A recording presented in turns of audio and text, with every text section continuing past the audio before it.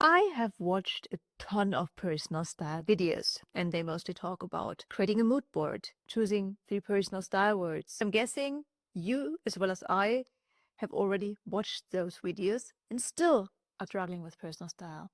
Why is that? Well, today I want to look at the issues that may be causing our problems with expressing our personal style. When I was younger, I often looked at other people and thought, wow, they look so good, and I don't know how they do that.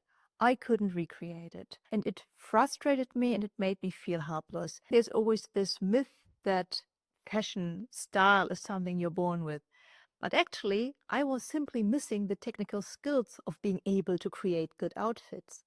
And without those skills, it is extremely hard to create the look that we are dreaming of. Luckily, there are a ton of great resources out there. One of the things I recommend looking into is Kiwi body types. I like Kiwi body types because it is about honoring your body, about working with your body. Then there is Kitchener Essences. It is about the vibe you give off. There is the color of an outfit. There's on one hand the question of how to combine colors, and on the other hand, the way color will interact with our own coloring. And of course, there is so much else to learn. You can learn about proportions. You can learn about mixing styles. You can learn about the rule of three or the rule of third, the wrong shoe theory. A lot of amazing, very fashionable people are sharing what they know for free on the internet. That is so great. We are living in great times. Even if you are really skilled at creating great outfits and you know what you love and what your personal style is, there is one huge stumbling block that can stand between you and expressing your personal style, and that is fear of judgment. We all want to be liked. I want you to like me. I want you to think that I am nice and you want to hang out with me. But for some, it is more extreme than for others.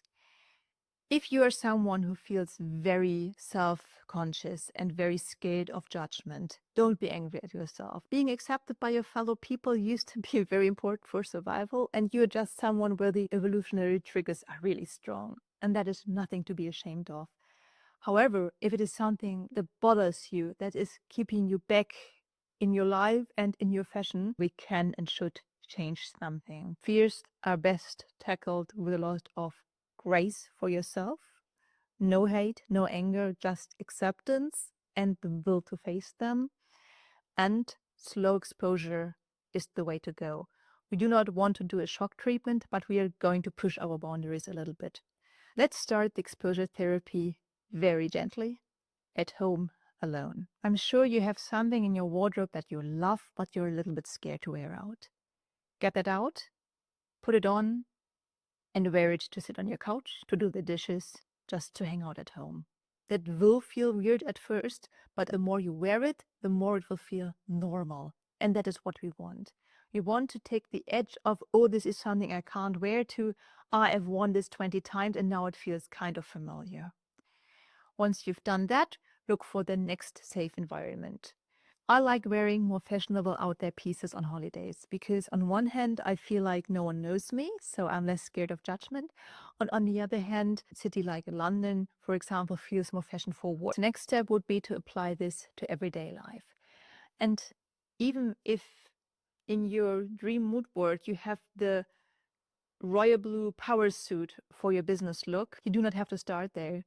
Pair your business suit instead of a white blouse with a bright blue blouse.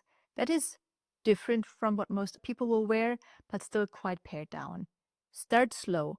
We are talking about a fundamental fear, and you can change that, but it's going to take time and grace. You will get there if you keep working on it. And of course, if this is something that's truly debilitating to you, there's always the choice of looking for professional help.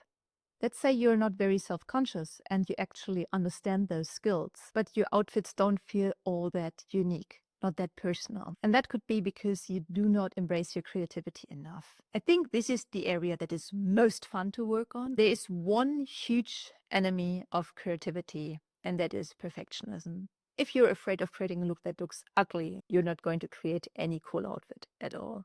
Instead, what you want to embrace for creativity is playfulness. Just go and act as if you are a 5-year-old playing dress up. I think that is the best way to try new things, and it's also the most joyful, the most fun. Go to your closet and start combining stuff you would never combine normally. Perhaps it's your Western boots and your business suit. Well, you probably look in the mirror and think, I would never wear that to the office. But this is not what this is about. It is about the fun and about trying new stuff.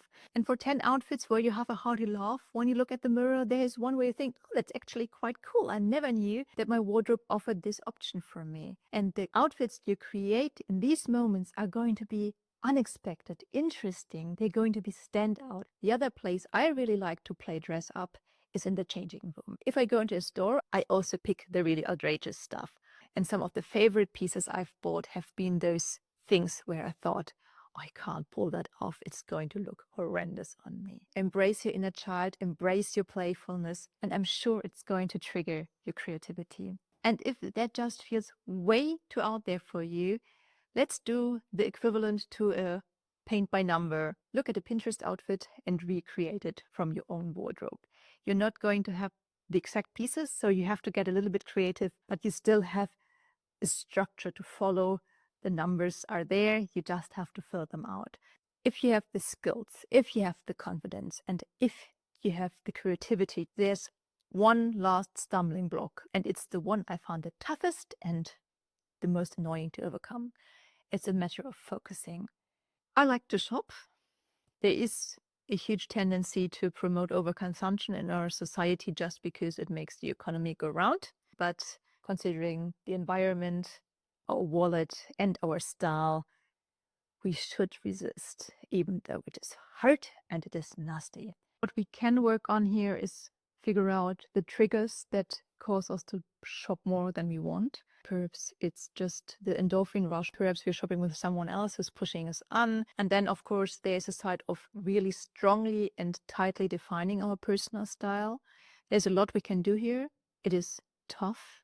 It is the toughest for me.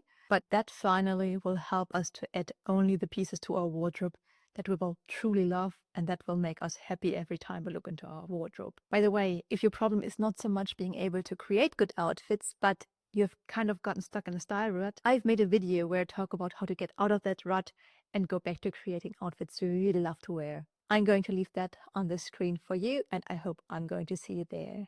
I hope this video was helpful for you. Thank you so much for watching. Have a wonderful day and goodbye.